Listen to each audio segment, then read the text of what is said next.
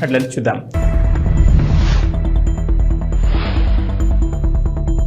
YS Jagan కు AP అసెంబ్లీలో గౌరవం.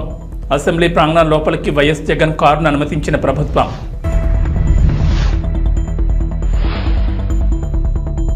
సికింద్రాబాద్ లష్కర్ బోనాల్ జాతరలో భవిష్యవాణి.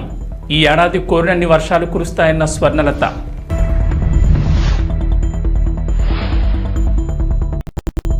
తెలంగాణలో పెట్టుబడులకు మరో సంస్థ. 700 కోట్లతో ప్లాంట్, 100 మందికి ఉపాధి.